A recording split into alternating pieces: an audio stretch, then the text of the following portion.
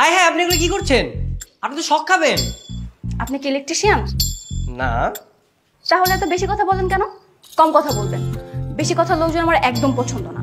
আচ্ছা শোনেন না, একটা কথা বলি। বলুন। আমি না লাইটিং এর কাজ খুব ভালো পারি। তার চেয়ে বরং আপনি একটা কাজ করেন, ফুলগুলো সাজান, আমি এই দিকটা দেখছি। ঠিক আছে, এই নেন।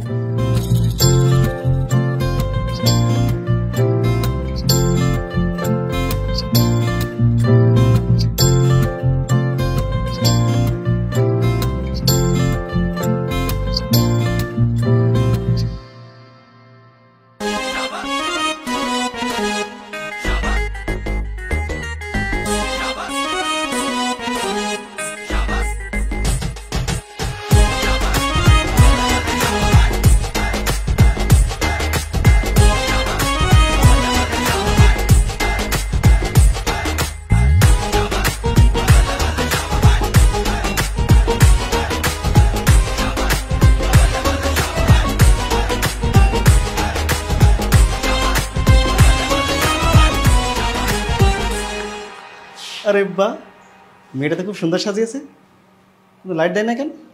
সুইচ কর।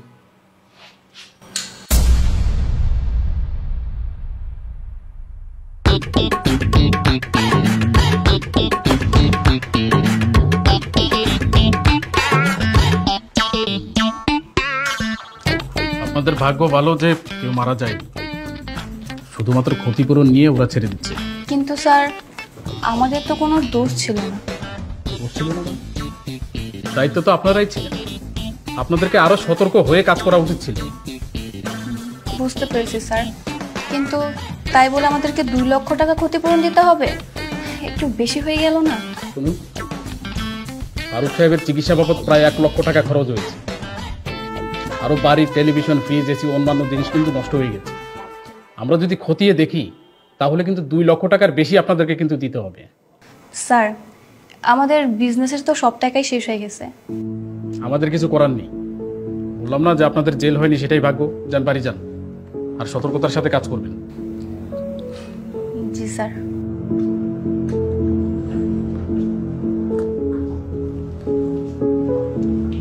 এই ফাইলটা পেয়েছো? জি স্যার। নিয়ে আসো।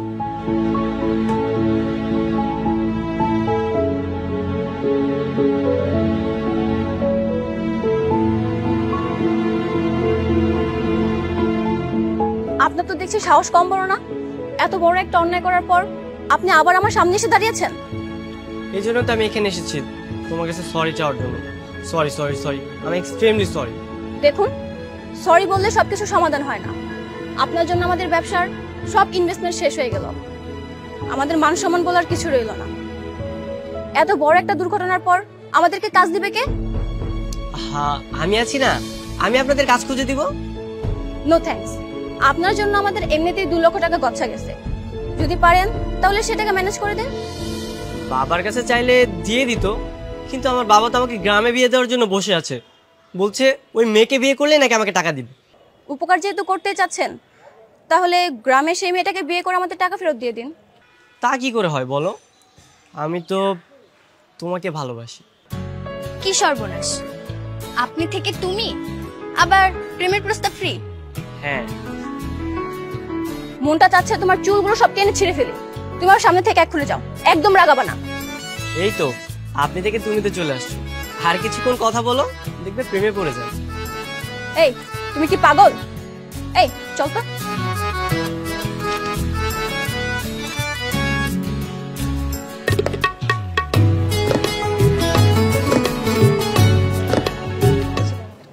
লাগবে না আপু, আপনার কার্ড আপনার কাছে রাখেন। এই ভাই, দাঁড়ান দাঁড়ান, এই কার্ডটা নেন। এটার মধ্যে আমাদের সব ডিটেলস আর ফোন নাম্বার দেওয়া আছে। এটাতে আমি কি করবো? ভাই, আপনাদের বাড়িতে বা আপনার বন্ধুর বাড়িতে বা পাড়া প্রতিবেশী যাদের বাড়িতে কোনো প্রোগ্রাম হবে, শুধু একটা মাত্র কল দিবেন, পুরো জাহাজের গতিতে চলে আসবো আমরা। না ভাই, লাগবে না।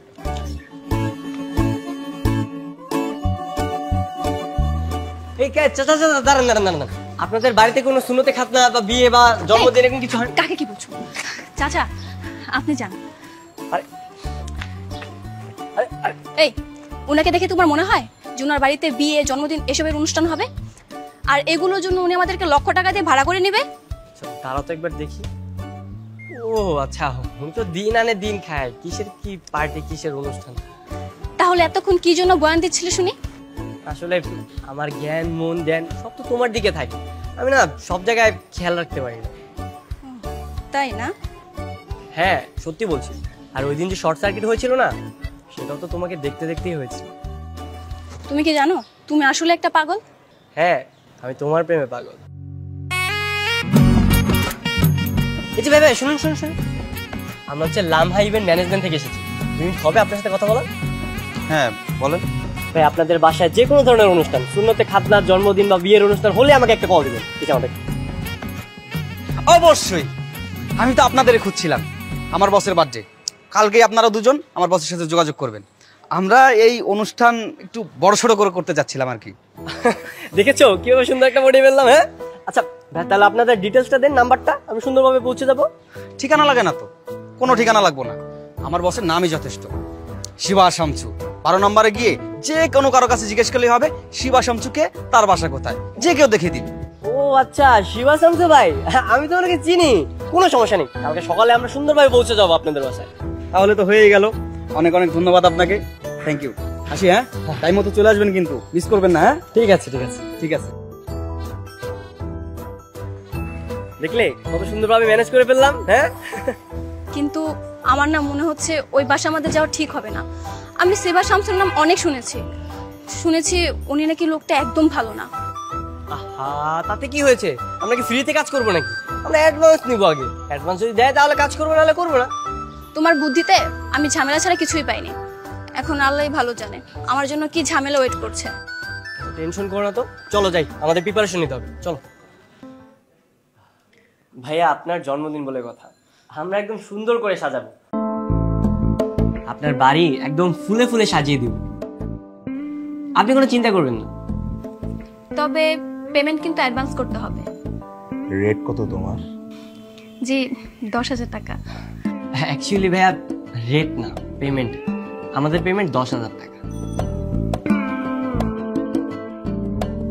ভাইয়া হ্যাঁ আমাদের পেমেন্ট বাদে বাদ বাকি যা খরচ লাগে সবকিছু কিন্তু টাকা দিতে হবে।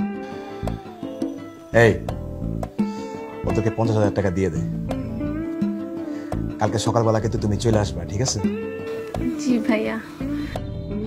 আচ্ছা ভাই, তাহলে আমরা আসি। বসে বসে। তোমার নাম কি?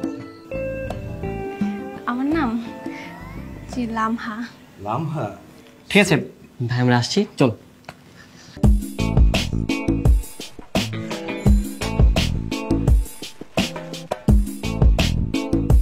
বস তাহলে সব কাজ হয়েই গেল। কিছু এখনো হয় নাই, হবে। কালকে শুধু জন্মদিন অনুষ্ঠান না, আমার বিয়ে হবে। মানে? মায়ের আমার সেই ভালো লাগছে, সেই ভালো লাগছে। মায়া কই থাকে, তোমার বাবা কি করে, সবকিছু বাইর কর। দরকার হলে মায়ের বাবা মারে তুই উঠাই নি, এই মেয়ের আমি বিয়ে করবো, কাল আমার বিবাহ হবে। যাক আলহামদুলিল্লাহ, মায়ের পছন্দ হয়েছে, ভাবিও আমার পছন্দ হয়েছে। এখন আমার দায়িত্ব মা বাবা এই দুজনে উঠে আনবো। তো কই থাকে কি না থাকে এত কিছু জানার দরকার নাই, আপনার কোনো টেনশন নাই, আমি আনতেছি। আমি আসি না ছোট ভাই, আমি আসতেছি। এই চল।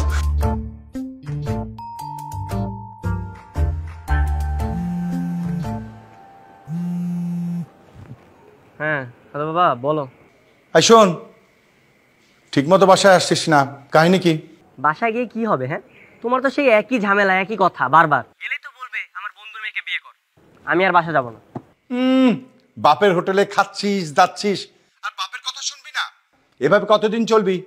বাবা শোনো, আমি এখন আমার পায়ে দাঁড়িয়ে গিয়েছি, ঠিক আছে?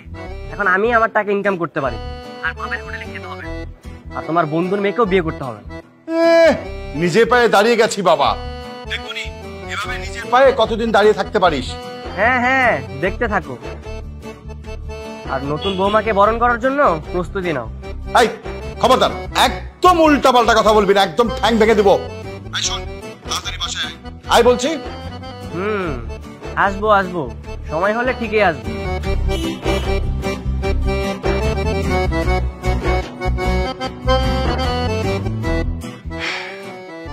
আমার দেওয়া কথাটা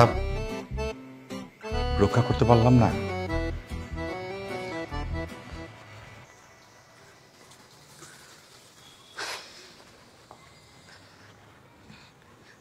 হ্যাঁ চলো। যারা কোথায়? যারা তো অনেক আগেই চলে গেছে। ও আচ্ছা, একটা কথা ছিল, বলবো? বলো। শাকিল তো আমাদের টিমে জয়েন করেছে, তাছাড়া আমার যত বন্ধু বান্ধব আছে সবাই আমাদের টিমে জয়েন করতে যাচ্ছে। আমরা সবাই মিলে বড় একটা টিম তৈরি করব, তারপর ঢাকার যত ডেকোরেশনের কাজ আছে সব আমরা করব। কি বলো, কেমন হবে? ভালো হবে, কিন্তু তুমি সাথে থাকা মানেই তো বিপদ। আল্লাহই জানে আজকে কোন বিপদ অপেক্ষা করছে।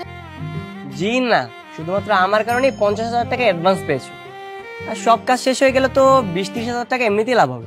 ঠিক আছে, তা দেখা যাবে। এখন চলো, এমনিতে অনেক লেট হয়ে গেছে। লেট হোক, আমরা একটু মনের কথা বলি। থাক, তোমাকে কিছু বলতে হবে না, তোমার মনের কথা আমি সবই জানি। তুমি তো সবই জানো, সারা জীবন তো শুধু জেনেই যাবে, একটু রিপ্লাই তো করো, তাই না? সত্যি বলতে আমি নিজের পায়ে দাঁড়াতে চাই। আমি এসব প্রেম বিয়ে এগুলোতে জড়াতে চাই না। যখন কিনা নিজের পায়ে দাঁড়িয়ে যাব, তখন আমার বাবার পছন্দের ছেলেকে বিয়ে করে নেব। কেন, তুমি কি আমাকে পছন্দ করো না? না, তোমাকে আমার পছন্দ, কিন্তু আমার বাবা আমার জন্য ছেলে পছন্দ করে রেখেছে। কি, তুমি সত্যি বলছো? হ্যাঁ। বুঝলাম না, পৃথিবীর সব বাবারই কি এমন নাকি সবাই সবার জন্য মেয়ে ছেলে পছন্দ করে রেখেছে? কিছু করার নেই, তারা আমাদের গার্ডিয়ান, আমাদের প্রতি তো তাদের অধিকার আছে। আমি আমার বাবাকে কষ্ট দিতে চাই না, সরি। ঠিক আছে, ওঠো।